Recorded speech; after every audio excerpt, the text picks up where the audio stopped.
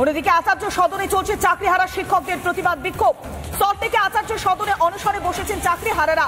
তবে যখন যে পুলিশ তাদের সঙ্গে যে অভব্য আচরণ করেছিল, লাঠি মেরেছিল, লাঠি পেটা করেছিল, তাদেরকে ফুল দিচ্ছে, অর্থাৎ গান্ধীগিরি করছেন সেই চাকরিহারা শিক্ষকরা। শিক্ষা দিতে চাইছেন। সরাসরি যাব আমাদের প্রতিনিধি তুলিকা এবং কিশলয়ের কাছে। প্রথমে কিশলয়, তারা আজ ফুল দিচ্ছেন, তারা আজ বলতে চাইছেন যে তোমরা যতই লাঠিপেটা করো আমরা ফুল দিয়ে সৌজন্য দেখাচ্ছি, অর্থাৎ নতুন এক বার্তা দিতে চাইছেন চাকরিহারা শিক্ষকরা।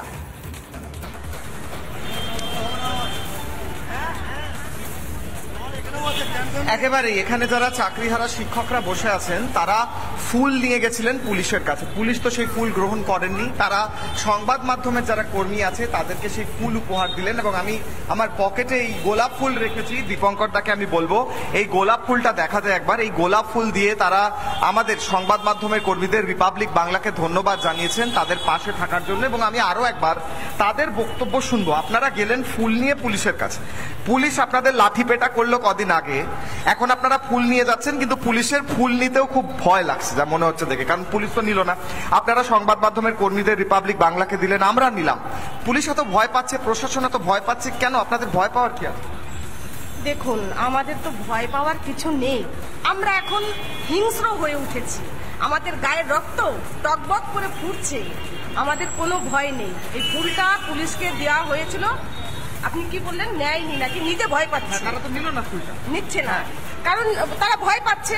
ভয় পাওয়ার কারণ হচ্ছে তারা কি বলবো, এখন বলতে গেলে অনেক কিছু বলা যায়, যে তারা তো তাদের তো দিদিদের হাতের মুঠোয়, তারা আমাদের সাপোর্টে তো থাকবে না, না থাকবে না, কারণ এর আগে লাঠি পেটা হয়েছে, তাহলে কি করে এইসব করতে পারে? ওনারা প্রশ্ন, আমি একবার পোস্টারটা দেখানোর চেষ্টা করবো।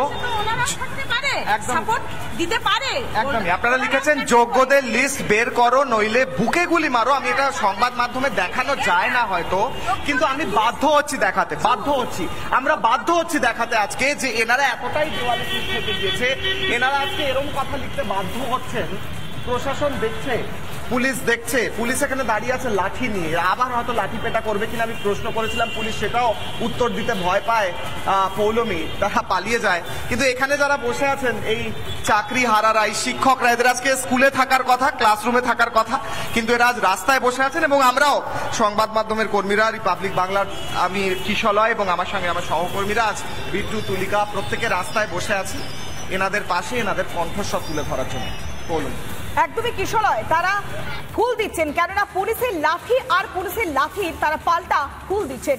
আমাদের অপর প্রতিনিধি তুলিকা আর বিট্টু রয়েছে। তুলিকা, সকাল থেকে তুমি যে ছবি দেখাচ্ছিলে একেবারে রণসজ্জা পুলিশের, বেলা বাড়ার সঙ্গে সঙ্গে ছবিটা কি পরিবর্তন হচ্ছে নাকি পুলিশের তৎপরতা আরো বাড়ছে? তুলিকা,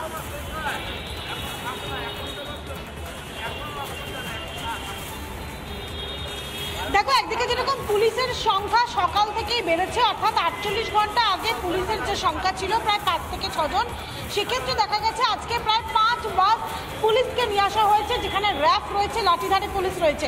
কিন্তু তারই সঙ্গে আন্দোলনের ঝাঁজ আরও বাড়ছে পৌলমী। তার অন্যতম কারণ এই মুহূর্তে তুমি দেখতে পাচ্ছ যেদিকে চোখ দেয় সেদিকেই কিন্তু প্রচুর যারা চাকরিহারা শিক্ষকরা রয়েছেন তারা কিন্তু এই মুহূর্তে ভিড় জমাচ্ছেন এই এসএসসি যে ভবন রয়েছে সেই ভবনের সামনে, যেখানে তারা বিক্ষোভ প্রদর্শন করছেন সেখানে। তার অন্যতম কারণ তাদের যে দাবি মিরর ইমেজ, সেই মিরর ইমেজ প্রকাশ করতে হবে। এবং এখানে এই মুহূর্তে 3 জন অনশন করছেন। আমি একটুখানি যারা অনশন করছেন তাদের সঙ্গে একটু কথা বলার চেষ্টা করব। তার অন্যতম কারণ হচ্ছে এই যে পুলিশ একদিকে দেখা গেল যে আপনারাও গিয়েছিলেন, অনশন করছেন, একদিকে গোলাপ ফুল দিয়ে একটা সৌহার্দ্যের বার্তা দেওয়ার জন্য, পুলিশ তো নিল না, কার্যত পালিয়ে গেল। না, এটা সত্যি কথা, কিন্তু ওনারা হয়তো ভয় পাচ্ছে যে কী পরিস্থিতি হয়ে দাঁড়াবে, ওনাদের জায়গা থেকে সেটা আনলে না। কিন্তু আমরা সম্পূর্ণ তাদেরকে সম্প্রীতির বার্তা দেওয়ার জন্য তাদেরকে আমাদের যেভাবে সহযোগিতা করছে, তারা যদি আরও ভালো করে সহযোগিতা করে, তার জন্য আমরা তাকে গোলাপ ফুল দিয়ে তাকে সম্বর্ধনা দেওয়ার জন্য নিয়ে যাওয়া হয়েছিল। সে নেয়নি, সেটা উনি সেটা সেই বিষয়ে বলবেন কী জন্য। আন্দোলনের ঝাঁজ কি আরো বাড়াতে উচিত, যেখানে মানুষের জীবিকার প্রশ্ন, মানুষের অর্থনৈতিক নিরাপত্তার প্রশ্ন, সেখানে তো ঝাঁজ বাড়াই উচিত। পুলিশকে দেখা গেল কার্যত পালিয়ে যেতে, তার কারণ যখন আপনারাই এই গোলাপ ফুল নিয়ে যাচ্ছিলেন সেই সময় পুলিশ পালিয়ে যাচ্ছে। তাদের হয়তো পেশাগত বাধ্যবাধকতা আছে, গ্রহণ করা যাবে না, সেটা তাদের ব্যক্তিগত ব্যাপার, তারা গ্রহণ করতে চাননি। এখানে তো আমার বলাটা কিছু খবর নয়। তারা কেন গ্রহণ করতে চায়নি তারাই উত্তর দিতে পারবেন। এখানে অনেক উচ্চ আধিকারিক আছেন পুলিশে, তাদেরকে জিজ্ঞাসা করে দেখতে পারেন তারা কেন নেননি।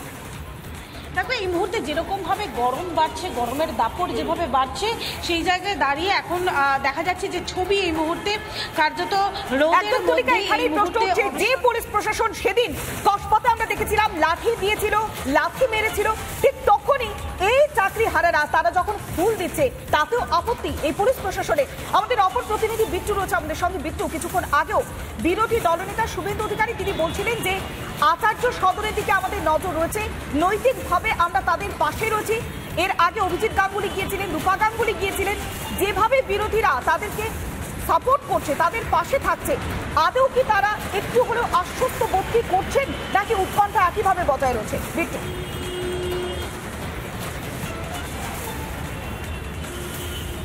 দেখো সেই আশ্বস্তের জায়গাটা বিধানসভার বাইরে কয়েকদিন আগে শুভেন্দু অধিকারী যখন প্রেস কনফারেন্স করছিলেন, তো তোমার মনে থাকবে যে সেদিন নেতাজি ইন্ডোরে মমতা বন্দ্যোপাধ্যায় চাকরিহারাদের সঙ্গে নিয়ে তিনি বৈঠক করছিলেন, কিন্তু দেখা গেল চাকরিহারারা বাইরে বেরিয়ে এলেন, শুভেন্দু অধিকারীর সঙ্গে বিধানসভার বাইরে দেখা করলেন এবং সেখানে শুভেন্দু অধিকারী যে বিষয়গুলো উল্লেখ করেছিলেন তাতে আশ্বস্তই হয়েছিলেন সেই সময় চাকরিহারারা, এবং বলেছিলেন তিনি যে আগামী যে 21 তারিখ নবান্ন অভিযান হবে সেখানে তার নৈতিক সমর্থন থাকবে এবং প্রয়োজন পড়লে তিনি পতাকাহীন অবস্থাতে সেই নবান্ন অভিযানে সামিলও হবেন। অর্থাৎ এক্ষেত্রে দাঁড়িয়ে চাকরিহারাদের সঙ্গে শুভেন্দু অধিকারীর যে কথা হয়েছে সেটা সরাসরি লাইভও সম্প্রচার হয়েছে আমাদের চ্যানেল থেকে। কিন্তু এই মুহূর্তে দাঁড়িয়ে যদি আমরা দেখি এই সদন যেখানে মূলত এসএসসি ভবনের সামনে এখন পুলিশ মোতায়েন রয়েছে, সেখানে গত 2 মাস আগে বিরোধী দলনেতা সহ প্রায় 20 জন বিধায়ক তারা এসেছিলেন এবং এই বিষয়টাই উল্লেখ করতে এসেছিলেন যে এসএসসির যে দুর্নীতি হয়েছে সেক্ষেত্রে দাঁড়িয়ে যেই তালিকাটা, যে যোগ্য অযোগ্যের তালিকা, সেই তালিকা কেন সরকার দিচ্ছে না, সেই তালিকা কেন এসএসসি ভবনের তরফে দেওয়া হচ্ছে না, অর্থাৎ এইটা নিয়ে এত গড়িমসি কেন। এবং সেই রেশ কাটতে না কাটতে প্রায় 2 মাসের মধ্যেই দেখা গেল প্রায় 26,000 চাকরি যারা করছিলেন শিক্ষকরা তারা চাকরি হারিয়ে ফেললেন।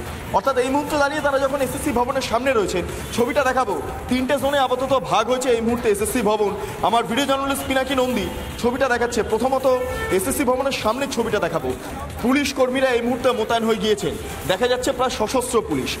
খুব গুরুত্বপূর্ণ বিষয়, নিরস্ত্র চাকরিহারাদের রুখতে এই মুহূর্তে এসএসসি ভবনের সামনে সশস্ত্র পুলিশ, তারা লাঠি হাতে এবং তার পাশাপাশি হেলমেট পরে তাদের যে সেফটি বিষয়টা সেই বিষয়টা নজরে রাখার জন্য ইতিমধ্যে মোতায়েন হয়েছেন এবং তাদের তরফে বক্তব্য যে যাতে করে অপ্রীতিকর পরিস্থিতি তৈরি না হয় তার জন্য এই ব্যবস্থা করা হয়েছে। প্রথমত জোন 1টা আমি দেখাবো, এসএসসি ভবনের সামনে এই মুহূর্তে প্রচুর পুলিশকর্মী মোতায়েন হয়ে রয়েছেন, মহিলা পুলিশকর্মী, পুরুষ পুলিশকর্মীরা তারা উর্দি পরে এবং প্রচুর র্যাফ, কাঁদানে গ্যাস এই মুহূর্তে মজুত করে রাখা রয়েছে। যদি কোনো অপ্রীতিকর পরিস্থিতি তৈরি হয় তার জন্য কাঁদানে গ্যাস ছোড়ারও একটা ব্যবস্থা রয়েছে। আমি দেখাচ্ছি সরাসরি যে টিআর সেলের যে বক্স, সেই বক্স ইতিমধ্যে যারা র্যাফ রয়েছেন তাদের সামনে রাখা রয়েছে। কাঁদানে যেই গ্যাস চালানোর যেই মূলত যে আগ্নেয় অস্ত্র, সেই অস্ত্রটাও এই মুহূর্তে সরাসরি ঝুলছে। এর পাশাপাশি লাঠিধারী পুলিশ কর্মীদের উপস্থিতি কার্যত চোখে পড়ার মতো, কারণ প্রত্যেকে সারিবদ্ধভাবে দাঁড়িয়ে রয়েছেন, প্রত্যেকের হাতে হেলমেট রয়েছে এবং সেই লাঠি রয়েছে। বস্তুত বলে রাখা ভালো, কয়েকদিন আগে ডিআই অফিসের সামনে যে ঘটনা ঘটলো সেই ঘটনা পুনরাবৃত্তিকে আজকেও ঘটতে পারে, সেই আশঙ্কার জায়গা থেকে যাচ্ছে। কারণ পুলিশের যেই মোতায়েন ব্যবস্থাটা এই মুহূর্তে দেখা যাচ্ছে তাতে করে একটা বিষয় স্পষ্ট যে একটা আশঙ্কার জায়গা থেকেই মূলত পুলিশ মোতায়েন ব্যবস্থা এত আঁটসাঁট করা হয়েছে। এটা হলো জোন 1-এর ছবি। এবার জোন 1-এর ক্ষেত্রে আমি যদি দেখি তাহলে দেখতে পারবো মূল এসএসসি ভবন যেটা মূলত প্রবেশ গেট, সেইখানটাতে কিভাবে নিরাপত্তা ব্যবস্থা আঁটসাঁট করা হয়েছে সেই ছবিটা আমি আমার ভিডিও জার্নালিস্ট পিনাকিকে বলবো দেখাতে। মূলত ত্রিস্তরীয় নিরাপত্তা ব্যবস্থা, ত্রিস্তরীয় ব্যারিকেড ব্যবস্থা করে রাখা হয়েছে। প্রথমত হচ্ছে এটা প্রথম ব্যারিকেড, এটা ভবনে ঢোকার সময়, অর্থাৎ সেই ব্যারিকেডটা এই মুহূর্তে দেখাচ্ছি। এই মুহূর্তে দড়িগুলো খোলা রয়েছে আর কিছুক্ষণের মধ্যে যখন একটা মিছিল আসার কথা রয়েছে তখন এই সম্পূর্ণ এই জায়গাটা বন্ধ করে দেওয়া হবে। সেকেন্ড হচ্ছে এই গেট, যেই গেটে আপাতত চেনতালা ঝোলানো রয়েছে, পরিস্থিতি বুঝে এই চেনতালা আটকে দেওয়া হবে, সেই ছবিটাও দেখতে পাচ্ছি। এসএসসি ভবনের যারা সিকিউরিটি আধিকারিকরা রয়েছেন তারাও যেমন রয়েছেন, ভেতরে প্রচুর পুলিশ কর্মীরা রয়েছেন, তাদের এই মুহূর্তে মিটিং চলছে। আমার ভিডিও জার্নালিস্টকে পিনাকিকে বলবো একবার সেই মিটিংটা ছবিটা দেখাতে পুলিশের উচ্চপদস্থ যারা আধিকারিক তারা এই মুহূর্তে মিটিং করছে এবং এই জোন 1-এর যে ত্রিস্তরীয় নিরাপত্তা ব্যবস্থা অর্থাৎ যেই 3য় নম্বর ব্যারিকেডটা সেটা আবার ভেতরে রাখা রয়েছে, অর্থাৎ প্রথম ব্যারিকেড, তারপর গেট, তারপর 2য় ব্যারিকেড, এটা হলো জোন 1-এর নিরাপত্তা ব্যবস্থা এবং সেখানেও পুলিশ মোতায়েন আমি সরাসরি দেখালাম, আধিকারিকরা প্রত্যেকে তারা এসছেন।